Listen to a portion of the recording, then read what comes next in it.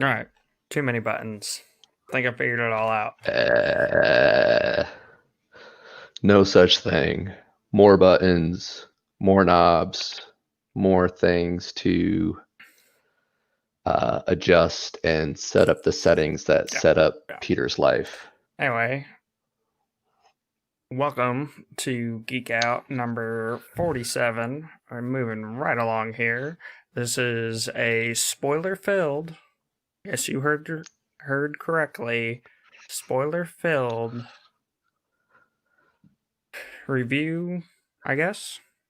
Talk about Discussion? Geek Out discussion Sure. of Raze, which is book 3 or 4 of the Completionist Chronicles series. It is 3 of the main storyline. It is 4 in total if you count the side quest. So who's counting anyway? By Dakota Yeah. Krout, narrated by Luke Daniels, who also narrated the side quest one. It always throws me off when they do that. Like, I understand why they do it, but at the same time, like, how many book series have you followed where, like, they don't even stick chronological, right? But it's still the next one in the series. Where here we got like a point 0.5.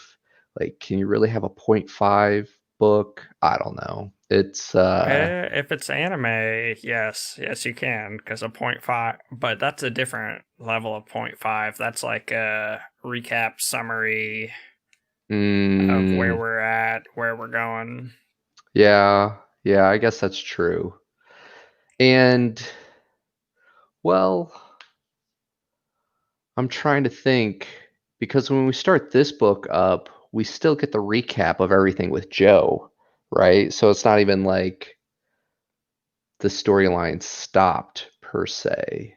No, it's just you can completely skip the side quest and not lose anything because everything we get from the I guess side that's true. quest it reiterates. Sorry, I'm adjusted my mic settings so my delay on hearing myself speak is Messing with you a bit. messing with me a bit. Yeah, yeah. Um, some quick housekeeping out of the way.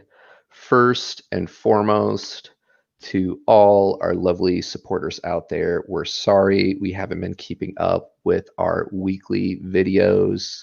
But as you can see, even when life gets crazy and people get sick and things fall behind every Sunday, we're still here with you guys.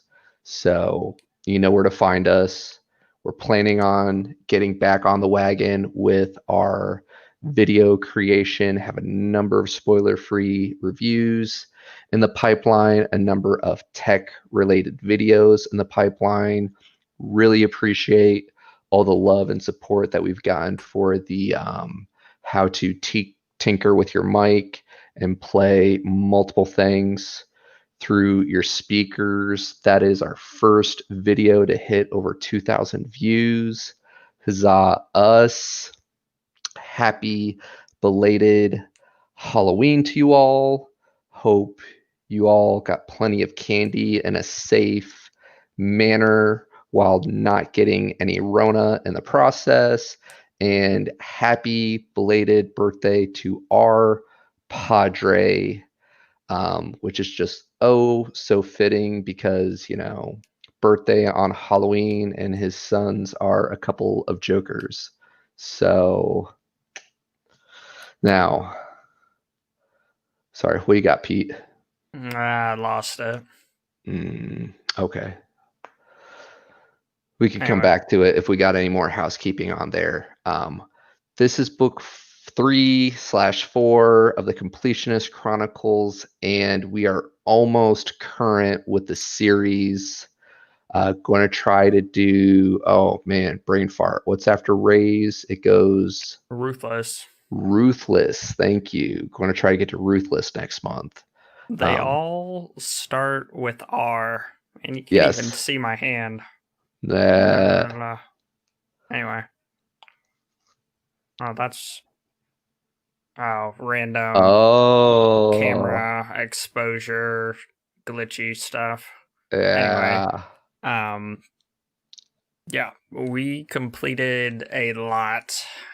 And this is so like, don't get me wrong, I love Dakota Krout. I'm a huge fan of all his stuff. There is a lot in this book that he starts or hints at, but I don't feel that he really fleshes out or completes his thoughts on. And it irks me a little bit, but at the same time, we're still more or less children in our abilities and our power scale versus where we left off in the Divine Dungeon series. So I'm glad it's progressing quickly, Yes. but I've read further and I know they don't really flesh out more.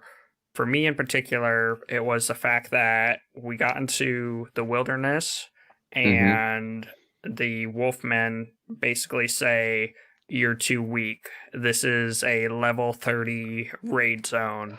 And me, I'm like, okay, we've got a lot of the solo play with Joe. That's been Mm-hmm. amazing. We've Mm-hmm. got a little bit of the guild aspect, not a whole lot, but Joe's carrying the guild with his reputation and his fast travel and all that. Mm-hmm. But I was excited for a level 30 raid zone. Like, we've got a guild to back us. Yeah. And it Yeah. didn't really get fleshed out. We got a bit of the tease though. Um, we've also read his new series, something Murder Hobo. Yes. And oh my goodness, after listening to that and going back and listening to this and Ruthless, I noticed the subtle nod he yes, incorporated. the Easter eggs galore. Gosh, like multiverses are a thing. And Oh, he's gonna be my hero if he brings in the oh, I was saying it earlier. I want to uh, say side hustle uh featuring so and so. we need to get you a cup of Joe, Pete. That At, element was at. elemental. It Yeah. was pretty intense, pretty Mm-hmm. exciting. Coffee mate. Yeah. Oh man, the puns. The puns, the puns. Anyways, Dakota Krout's got the dad jokes down. Sorry, yeah. continue. Or starting from the beginning, essentially, we ended book 2 with the end of the Wolfmen War. We killed their main protector. They're now a shattered race. Our Mm-hmm. guys betrayed us, killed the king. Joe pulls a who's who out of nowhere with our powers combined and saves the king. But it all like felt great as I was experiencing it in book 2 the first time I read through it. But then when Mm-hmm. I read through it again, I was like, what's going on here? And now we get the confirmation, book 4 here, where the queen is sitting down with them and is like, thank you for helping us out. This is great. And Joe's getting all his, accolades isn't the right word, accommodations. He's getting Sure. all his accommodations. And she's like, oh, well, I'm glad you didn't have any blowback, this, that, the other. And then we finally get to the place of worship, Mm-hmm. Temple. temple, Yeah. words hard, Uh, where he figures out that Tatum is essentially locked away. mm-hmm. The Put in timeout. put in timeout, and Mm-hmm. that's what this book really is. This book covers a lot of stuff, but now that Tatum is on hold or banished or whatever, Yeah. Joe loses his double mana capacity, which is a Mm-hmm. big part of powering his rituals. Mm-hmm. And so this book is really about him sharing the load, encompassing more people, building up his power base through that, and Yeah, branching he out. figures out the mana battery Mm-hmm. and whatnot, which saves his bacon multiple times. Yes, yes. He recruits some followers and officially starts His being covenant. his covenant, being a class trainer for the ritualists. Um, and we also learn some important details about how everything works, right? Like I enjoyed the fact that um, so early on in the book, President Musk, who is like a parody of Elon Musk, um, pretty much goes on the news and tells everybody like, "Hey, the apocalypse is coming." If you've read the Divine Dungeon series, it pretty much talks about how like there are all these creatures that get unleashed by what was the dungeon? Was it Dungeon Eternium? Yeah. Yeah. Dungeon Eternium had a Will of a Wisp, collection, absorption, taunt rune, ooh shiny. Hmm. Anyway, and was a S or double S rated dungeon Right. and had control of a bunch of things, but I don't know if that is exactly the correlation, because I thought it was when Danny is talking to Cal and she's like, oh, or they're talking about dropping Barry the Devourer in a portal and sending him to the ocean. And they're like, Hmm. that's not going to work. And that's where all the big scary monsters are. So instead, that's his fallback plan. The portal under him will send him that way. I think like there's that line of thought. There's Dungeon Eternium that was like pulling everything to him and holding it there, where like once he was gone, then they were kind of like all unleashed. And True. then there's also Cal being trapped with like the rings of chaos and everything else. So then there's that third element. So I'm not sure how much of that also.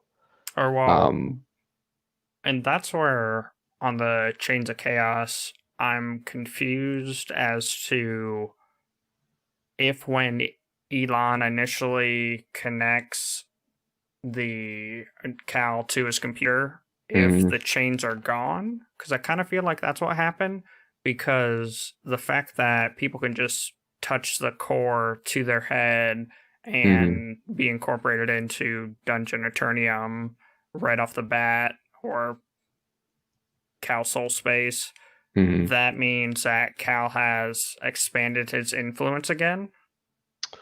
Oh, So I'm not that's a saying good it, point. and this isn't a thing, theory crafting, but Cal's expanded his space back out again since he's free, and that's why Mm, people can just touch the cores, instantly be teleported to it, and he's also releasing the monsters. Okay, let's be real here. He's releasing the uh, monsters, that way he gets all the humans, and that way it's a true fight between all the races and everything's taken into account, because at the end of the previous series it, we were at the last, like, yeah, like the apocalypse was upon us, yeah. so this is all of who of what is survived has survived.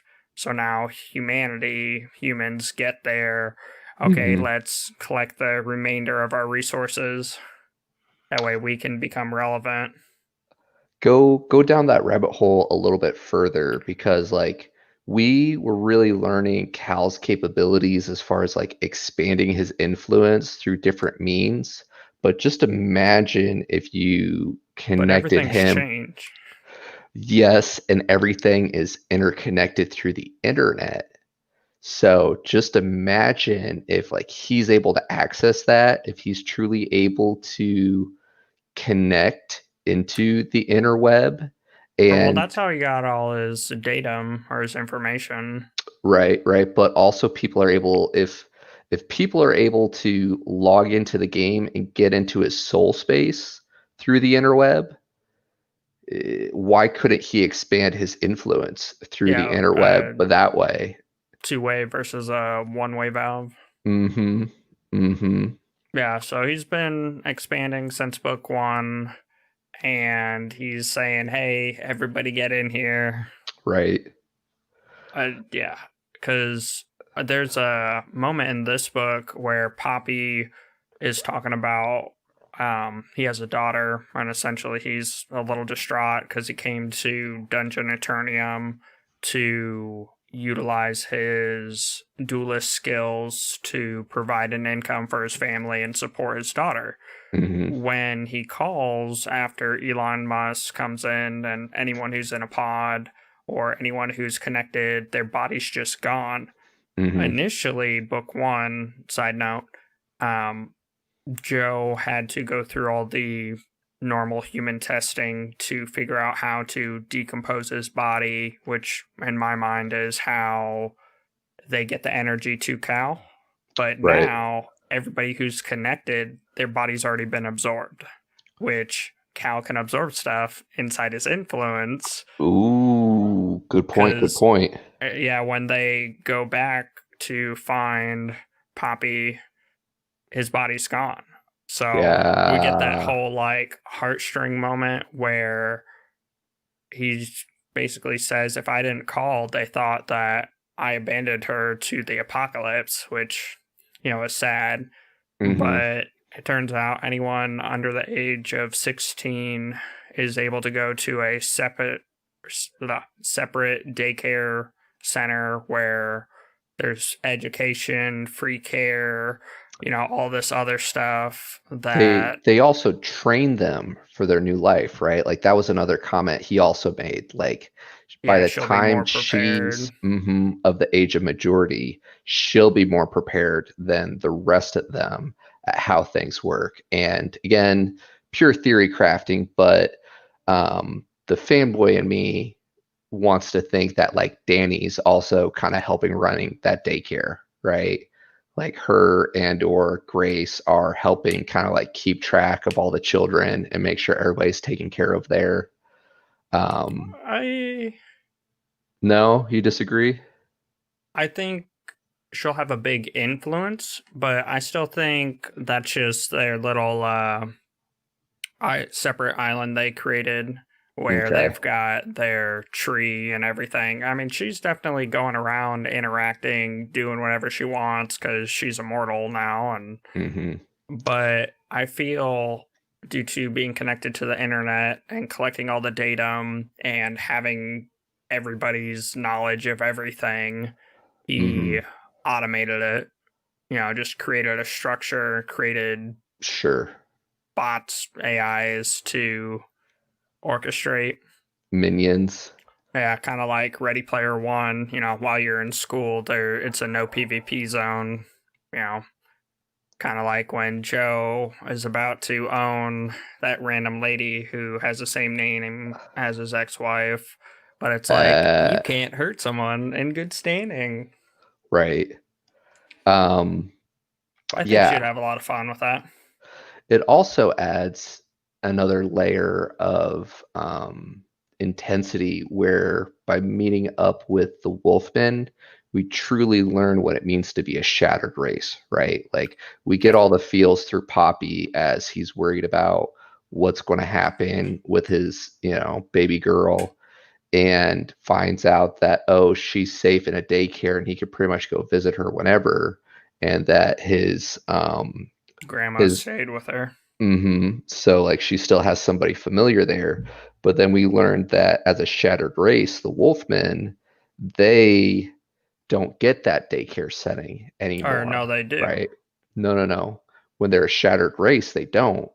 That's why when Jackson No, went to because Jackson So my understanding of it was the Wolfmen decided not to have some of their young in that daycare because their whole thing is interact with, you have to hurt, that way you can build up your health stat multiplier thingy. But he the Wolfmen also say it's kind of hard to kill everyone when they're in that daycare. You can't get to our young, because that's what she was doing. She was taking the young to the daycare center. Mm-mm. Mm-mm. Yeah. I'm going to challenge you on this. We'll go back. People who watch this afterwards, if we haven't added it in the comments by then, let us know. But um, the way I remember it is she was, pretty much challenging him to look at his own views and et cetera, et cetera. And then that was her way of explaining what it means to be a shattered race. Their young are exposed now. The safeguards are gone. So they can be shattered and completely eliminated because the children are no longer protected. So Mm, we'll go back and re-listen to it. Um, okay, we will. But uh, we also invite you guys to comment how you remember it down below. But I'm going to go back and re-listen. I'm pretty sure that's what it officially means to be part of a shattered race, because there would be no other way to completely eliminate them, right? And oh, she was but using that as an excuse for, like, that's why she had to flee, because their young got exposed. Um, anyway, yeah, yeah. Anyway, moving on. So the beginning is the big revelation that people can't log out anymore. Um, Hardcore gamers super excited about that. The not hardcore gamers pretty much are just like thrown into this chaos, and there's just this huge influx of people.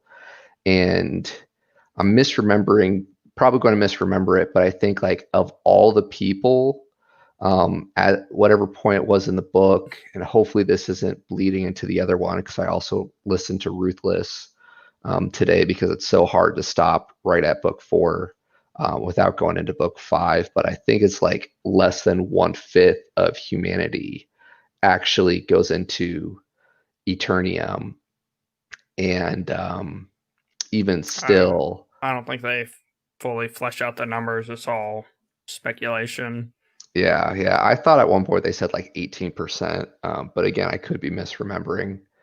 But even still, the starting areas are overwhelmed, right? Like, there are people literally dying in the streets, getting stomped. A lot of people who aren't gamers are now in this game, and they pretty much sign up to be serfs and go and just like farm for protection and all that fun stuff. Yeah, as Um, we're on our adventure to figure out how to feed everyone, and mhm, they run into that group where the guy's right. like, yeah, we're going to farm. We're going to get protection from monsters, food, and a place to live. And then Joe's like, so what do you get out of it? And he's like, I just told you. He's like, so you're going to do that willingly? Yeah, And he's sign up to like, be a serf. yeah, till I can go back to my home in Idaho. Yeah, that's what Yeah, I'm doing. yeah. Um, And which, oh man. So the connection to book 2, while we're in the dungeon underneath the prison, one of the party members ends up getting exposed to the mind mage person, which is our big antagonist okay. of this. Anyway, so all these new people don't know what to do. Mm, They're pretty much like, hey, give me a job. I need to survive here. I don't know what I'm doing. This is all a joke. I'm going to go back home. Whatever. Anyway, so this mind mage individual, psychomancy person, ends up essentially collecting a cult and controlling a temple, which gives us our whole quest from the Wolfman race. Mm-hmm. And then anyway, that's the connection from book 2. It's the warden's henchman who he pretty much says, hey, look into this, go with them, see what's going on. He ends Right. up getting taken over by the psychomancer, and then now he's got this cult where giant level 30 monsters rush in and like 200 level 1 nobodies are trying to fight it barehanded, which is horrible, but they're all singing their kumbaya or whatever. And power leveling. Yeah, in a way. essentially power leveling. Whoever survives gets crazy power leveled. Mm-hmm. And all of the blood sacrifices go to empowering the containment of Endgame, or not Yes. Endgame, Game Over. Yes.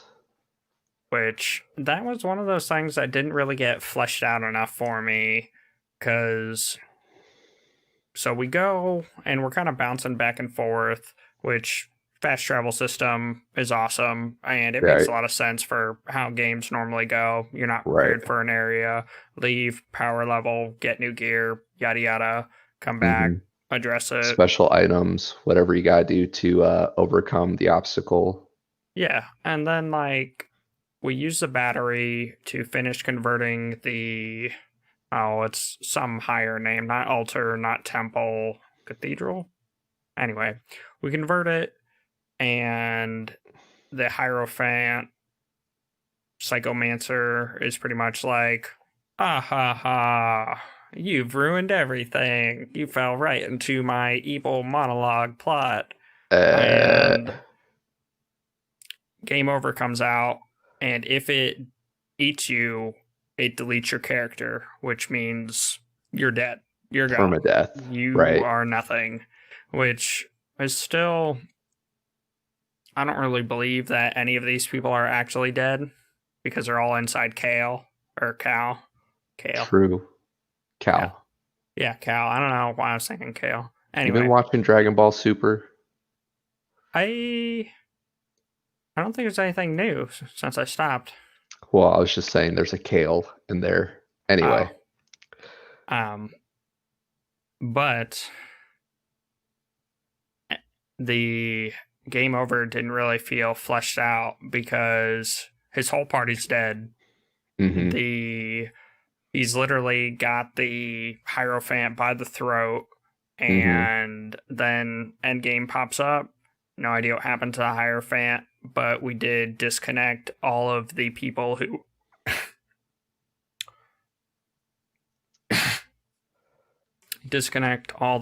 who were auto spawning to this spot. Right. And then he Hail Marys a couple of rituals that he has, which allows him to escape. Yes, he's able to use the blood that he picks up after he puts on his exquisite shell and toboggans and collects all the blood in his legendary cod piece of holding. But it's just, I don't know. He just does a bunch of rituals due to the blood where he tells people, hey, don't leave your blood lying around. You could be targeted from a crazy far. I don't know. I wish there was more. And yeah, between the level 30 raid zone and Endgame rampaging and about to destroy everyone, and the plague that we stopped from the lions that were about to eat all these people, like we just kind of pulled a lot of nowhere. Yeah. A lot of teasing, a lot of like exposure to some new things, but then we don't go super deep. And sometimes it'd be fun to go through and just kind of like analyze our perspectives on the different genres and how they stack up. But I kind of feel like that's about genres, but maybe like authors' writing styles. Yeah, well, I was going Because to say, for me at least, like you're right, like the author's writing styles, but most of the lit RPGs we read are significantly shorter than maybe I'm just thinking of Brandon Sanderson, where, he's a 20, 30 hour book for like a Mistborn, where here we're dealing with the side quest, I think, is like 6, 7 hours, and the rest of the Completionist Chronicle books are maybe 10, 12 hours. So we don't have but time to go super deep into stuff. Like even the zoo part, like we only get 2 visits. We don't get to see a whole lot of the actual epic fights and the clown assassins and all that stuff. Like it's just a small little snippet. snippet where like, gosh, like I'd love to see more of like the gladiator type battles and spend more time there. I think it's Um, primarily Dakota Krout because if you look at Alaron Kong for like the land, those mm, are not quite as long as Brandon Sanderson's. Maybe his Mistborn one, but that is like detailed. He does also start a lot of things that he doesn't quite get around to yes, finishing, yes, but it's all fits within his time scale. Where okay, Dakota ends up hand waving a lot of things. Not that uh, it's bad, it's just different. different writing Um, styles, different authors. We're still yeah, fanboys and still listening to his stuff religiously, right? yeah. It's I think it's refreshing in a way because I don't have to rack my brain trying to remember what the stat multiplier of this was to make it relevant into his Kamehameha that, Uh, got countered by Voltron forming and, stomping the orphans or whatever. kind of like on that subject there, how do you feel like with the Completionist Chronicles, he does balance wise with like throwing the raw stats and the stat sheets at you? You feel like it's just right? He does it too much? You rather have more of it? Um, I feel it makes sense because, kind of like I said earlier, where we ended in the Divine Dungeon series, we're like fighting, you know, S rank beings, double S mhm, rank beings, the apocalypse, and we know of several races like the Drow or Dark Elves who pretty much got their whole society to be super powerful and, at that point, Cal wasn't in the S ranks. And we're mhm. talking about the everyday Joe, the squishy meat suits running around, and we can't even contest the entry level place. So the stats I feel are good, are Mhm. relevant, but it's not overwhelming. It's more just like a nod to, hey, we're in a video game. Yeah. We're Yeah. yeah. It fits with the writing style. Going back from memory, I felt like it was an appropriate level. We get the full stat update. Um, I feel like maybe every couple chapters throughout the book on Joe, and it's typically after some meaningful upgrades to where it just kind of gives you a grasp on where his stats are, Yeah. um, which is helpful. It's brought up for relevance And and after and Ruthless some of it makes more sense. agreed, agreed. And at least in book 4, we're still in the mid-teens with a lot of our characters, right? As far Yeah. as like stats go, which kind of makes you think, yeah, where we're going to end up as the storyline progresses, because book 4 we're still in the Starting zone. starting zone, right? And same thing. Obviously, at the end of book 4, we're still in the starting zone, so leads you to believe, not a big leap here, that starting at book 5, you'll still be in the starting zone. So there's a I lot of room to grow, especially when, how many different races was it that we were talking about? It was like 8 different I races. think the end of Divine Dungeon there were 8 continents, but that's all a wash because everybody Well, was fighting, and then he froze everyone in stasis, raised them up, but the set up different. queen gives them the rundown at the beginning of book 2, right? And I thought she said that there was like 8 additional races where it's going to be the process of elimination, right? Oh, Where maybe. move into next area where you got to pick. So then it goes to like 8 to 4 to 2 to like a final face off or whatever.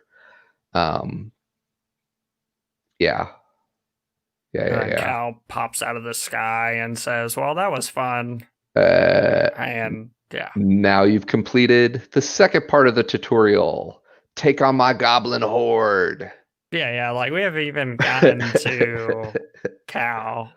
Yeah, Yeah, yeah. uh, Oh man, there's so much room for potential here. yep. Yeah. So, But yeah, we're building up our power base. We've got our Pathfinder's Hall. We've mhm. got a wall. Oh man, that was a mess.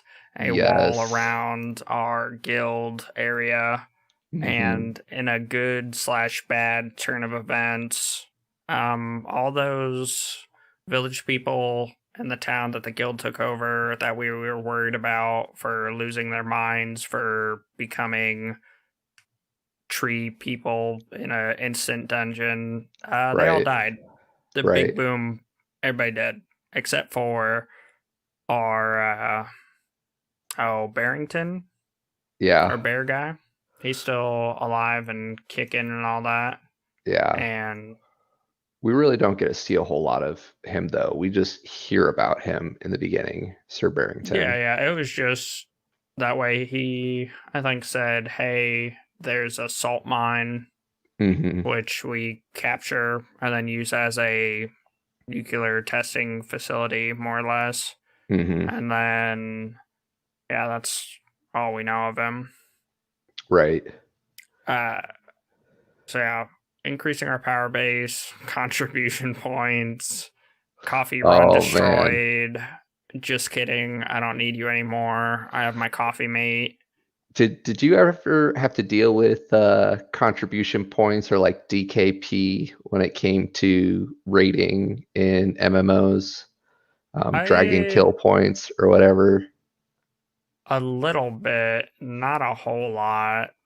I Because for I me, there was always the A, B, or C. You can either get epic gear for PvE, mm, you can do PvP, or you can do like dungeon raid stuff, and they all have specialty stats that are designed for whatever. mhm, But top rated gear is still competitive across several different scenes. So right. I primarily stuck with, you know, dungeons and hoping I get, a good stat roll or whatever, or loot drop roll, and that nobody ninjas it. I just primarily worked on farming out that way. It wasn't Yeah. like the best for what I wanted to be doing for those kind of things, but yeah, I didn't dedicate enough time to I farming I those out. I dealt with a lot of times, in my experience, they were like points given out by the guild and everything. And I could certainly relate to Joe's feeling and reflecting back to the limited time I had to deal with that with some guilds where it's like you do all this work and then they give you this like quote unquote fictitious currency based off of your contribution to the guild. Did you show up on time for the raid? Did you show up for the raid? Did you, um, do all this like certain stuff? And then you have your dragging kill points or contribution points that you can then bid on different loot drops when it turned down, or when it showed up, came to it. Yeah. So when like Lord Mike was trying to sell him on all this work for contribution points, as he's like having his friendly banter back, like, will be, all this other stuff. And then when he's dealing with A10 and he couldn't get his group to chant no for him, and the whole I'll give you 1,000 Joe points, and he's like, oh, what's the conversion rate? Same thing as, fairy dust to unicorn poop or something. Yeah, I think it was leprechauns and unicorn poop or whatever. Yeah. And then he whips out the I brought your mom. You brought my mother into this? And then it totally backfires as she ends up scolding both of them in the process. Yeah. Yeah. But yeah, we got a lot done. Mm-hmm. And fast travel is amazing. And he expanded the reach of his faction / deity. Recruited that other guild. Something Greens, who they're about to die, but the temple was keeping him alive, healed them all, and then was like, well, check this out. Fast travel point, finding hidden stuff, which then they find a bunch of seeds, which then we end up getting a greenhouse. And I was excited, yet a little disappointed with Jess's contribution in this book. In side quest, she was useless as well, but a good counterpoint or way to show and reflect negative stat modifiers. But in this one, she's kind of like an administrator, which is a thing and fine, and she does good. She picks up a hidden class. Yeah, there's feels for what possibly could be. But all in all, I was a little underwhelmed. I'm with you, but she's a way that Joe can still be a quote unquote officer without being an officer, right? Yeah, it helps us out that way. He doesn't have to deal with the minutia of it all, and we could just be like, Jess handled it. Yes.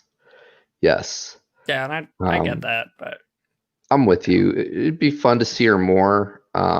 Minor spoiler, we do in the next one, and then the next book I'm excited to start talking about because we get more of our lore, right?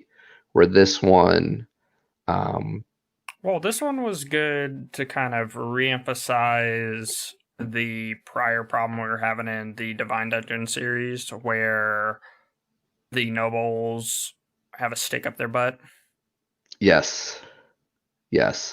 But I'm trying to think, in Divine Dungeon, there weren't that many nobles left, right? No. Because pretty much all of the leadership got eliminated. Yeah. Where there were young, pompous people who were like, you need to do it because I said so. Yeah. And Dale was like, I have to spank you right here in front of everybody. Yeah. But yeah, and it's just sad seeing all that Marie and Henry, the king and the queen wanted to do, and they had a chance to build from scratch, and now they have crazy clown assassin guilds and the black market and the underground Thunderdome, of which are siphoning resources and financial aid, and it's Joe's thing.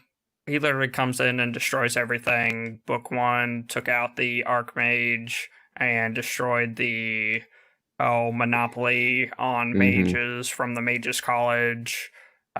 Here in this book, he's button heads with the architect. Architects Guild. Yeah, the building. And so he's pretty much like, I can do this. I can do this off of blueprints, and that's where Yeah. we get the whole subterfuge. That wasn't very sub. It was pretty out in the open. In a lot of ways, though, it's good for humanity, and everything else, like just for moving forward, right? Because thanks to Joe, at the end of book 4, the Mages College has been like reformed. The Architects Guild has been taken down. So like all these guys that were trying to do a monopoly on information and pretty much like holding the kingdom back, they get rid of them, right? So now, Yeah. like moving forward for the battle of survival, they have a lot less greedy people sitting around trying to um, focus solely on like their own interests without like bettering humanity and allowing them to fight for their survival. Like here Yeah, there are it's people, holding them down instead of lifting them up. yeah, they're squandering over petty little things when they should be focusing on like what can we do to better ourselves? What can we do to get forward? Yep. So we're not a shattered race, right? Yeah, Um, and then it also, is about to completely restructure the nobility with the whole book title, Raze, of which mhm. is a ritual to do the opposite of Raze, because Raze goes up, but the uh, ritual raises a building and essentially like tears it apart and reduces it to resources, mhm. but it also cures or heals all the resources. That way they can be used in construction for something else, for you to raise something else. Yeah. But yeah, that whole like, man, I wish it got fleshed out more with Um, the assassin clowns and the Thunderdome and the I would have loved to spend more time there, um, learning more about them, seeing more of um, the zoo and the crazy creatures that they probably have there. menagerie. Yeah, yeah. Um, Though it was a good way they connected it all, because they were like, "Oh, I'm trying to kill you right here," and he's like, "Oh, I don't know what happened. I don't know what you're talking about." And then yeah. they find out that the bunny corn was Mm-hmm. actually a rare item that he gave to a pet shop, which is why he's on their hit list more or less. Yeah. And then yeah, he ends up sending other people out, which I okay, so I do appreciate Jess and how he's able to delegate, because Mm-hmm. it's a very real thing and more people need to get better about doing it. True. But with that being said, oh man, the creeping death squirrel, like, Yeah. whoa. Yeah. And then it was kind of forward yet backwards, because when the creeping death squirrel is about to attack that guy, he ponders or questions something very quietly, and then oh Query pops up. yeah, and it's like, wait, is he gone or is he not gone? And There. Tatum scolds him and is pretty much like, "Hey, I told you to use your abilities. I'm right here. Use your ability. I'm bored out of my mind. I can't do anything." He doesn't quite say that, but that's the feel I got. Yeah, and it's one of those things where um sometimes you kind of like wonder how genuine the writers being to the story based off of like the parameters they set up at the beginning, and then other times, like you know, are they just doing this to kind of like help move the plot along? I Because could see it being feasible, is the whole thing. Like, he's lost his direct connection. He doesn't get his mm-hmm, extra mana. He mm-hmm. can't go and get new quests or whatever from going to the altar. He can't physically see him, but, But there were even if you're times. across the world, you can still, send someone a text message. I agree. I agree. But like early on in the series, um, you know, the master, aka Uncle Tatum, got punished or got prevented by the system, aka Cal, when he was giving him like too much direct help. So Yeah. that's kind of where I'm coming from with like, you know, But I here feel he like it walked was. away and he's getting direct help with some things. Like I'm with you that it's kind of like a gray area where it's not like super direct, but at the same time, the um the stickler in me is like, But if you go back to the Divine Dungeon, Cal's a space cadet at times, and sure. maybe he was just dialed into creating his Mm, next epic ritual that's going to, do uh, this cool effect and wasn't watching it. fair Meanwhile, we enough. just got a big influence of people. So I dedicated that to he wasn't looking or paying as much attention, Okay. where before there was less people, and so Okay. I agree with you. It felt like it was cheating, but at the same time, it was supposedly a direct front against Tatum himself, Mm-hmm. and it was part of that whole like, "No, I'm right" quest line thingy. Yeah. Yeah. Yeah, yeah. Um, yeah. Really enjoy the book. Though I feel like he did totally pull that whole, "Oh, take that potion that makes him hug people and loses bowel Uh, control," which mm, worked out beautifully for him being able to get out of the cart and, water his barrel to destroy the ritual, which yes. trapped everybody. Yes. Yes. Like, it worked out quite well. Mm-hmm. And I was a little underwhelmed with the qualifications of the Jumplomancer. And I still we got this right at the beginning of book one, and we're still a tissue paper cannon, so we Mm-hmm. can't go all Jumplomancer. Jump, jump, jump Yeah, around. that's one Uh, of those like beginning things that hopefully gets fleshed out. yeah. Yeah. I'm with you. I'm with you. Um, what else did you want to cover, or is it time to start talking about next week?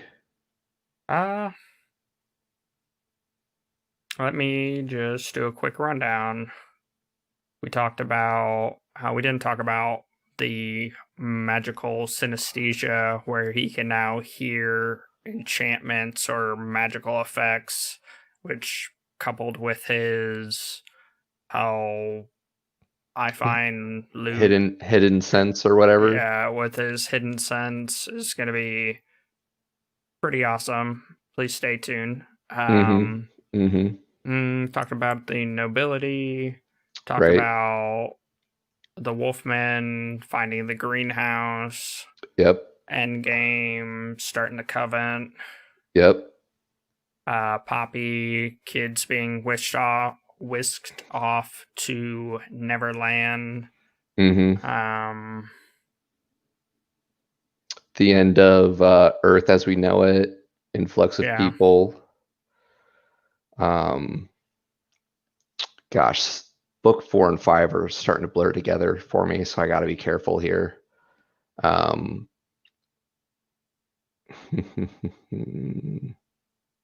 yeah, got to yeah. see I the feel wolf. like we did pretty good all in Yeah, all. I was about to say, I think we hit everything. Town upgraded to 1. Got renamed from something artistry to Towny Tiny McTown faced. McTown face. Yeah, total gamers Yeah, I right was gonna there. say that was done well. Yeah, I agree with you there. Um, That yeah, just fits my naming scheme of terrible puns. yes, yes, Mr. Healbot. Um, yeah. I feel like we did this guy justice. I'm looking forward to getting current with it so we can kind of like recap everything up until that point. Um, yeah. So what do we got next week? Me not doing stuff appropriately, but here is the remnants and or start. So we're all gonna pretend this is actually the thumbnail and that I did my job. So There we go. that's not gonna work. Other way. It's inverted. Anyway, next book that we're going to be covering, because we didn't do our TBR on time, is Children of Dune.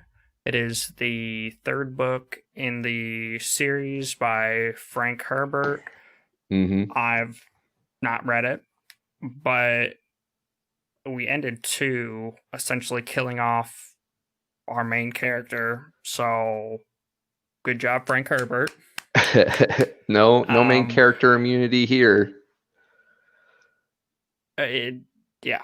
So I'm excited. We have a lot of potential at the end of 2 where essentially the same thing that happened with his sister happened with his son. So we have all of our powers still available, but yeah. Yeah. One of my favorite series of all time is Dune. Children of Dune is I can't even say that. I really enjoy it. It's an oldie but a goodie. Oldie but a goodie. And as I'm going back through and listening to it again, like gosh, like Star Wars is so heavily influenced by it. Like you wonder, like as I was sitting there watching the latest episodes of The Mandalorian and going back and seeing all this stuff, and I'm like, like of all these freaking planets in the universe of Star Wars that we could hang out on, we keep going back to Tatooine. Why do we keep going back to Tatooine of all these planets we could be playing on? Well, guess what? Dune is a desert planet. Tatooine is a desert planet. They have these crazy Giant worms. Giant worms, yeah. Spoiler alert, episode 1 of season 2 of The Mandalorian, we have giant worms. We do that from the Star Wars stuff. Luke has his whole encounter, and we get Yes. Hans's whole. Or no, it's not. Anyway, I'm not talking about it. That's not what we're here for. Yes. Anyway, if you love Star Wars, see where George Lucas got his inspiration from. Frank Herbert is considered the father of science fiction for a reason. We're going to be geeking out next week, same time, same place, over Children of Dune. Once again, can't say it enough, one of my all-time favorites for a reason, and we hope you can join us. This will be Peter's first time through it. This will be my 13th, 14th, 15th time through it. Lost count at this point. So you get a fresh new look versus a veteran in the Dunosphere. And yeah, did I miss anything, Pete?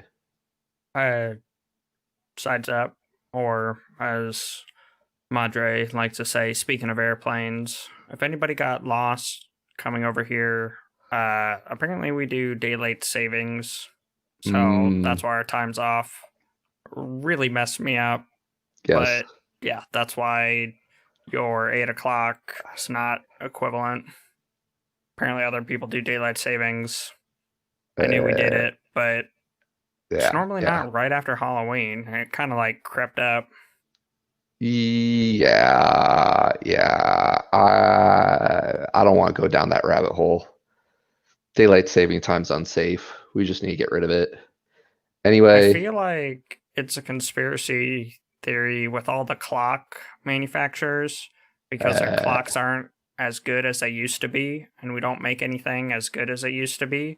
So the fact that 2 times a year you have to reset your time kind of resets the clock, because when I was looking at my clock, apparently I was like 2 minutes fast, and I was like, WTF?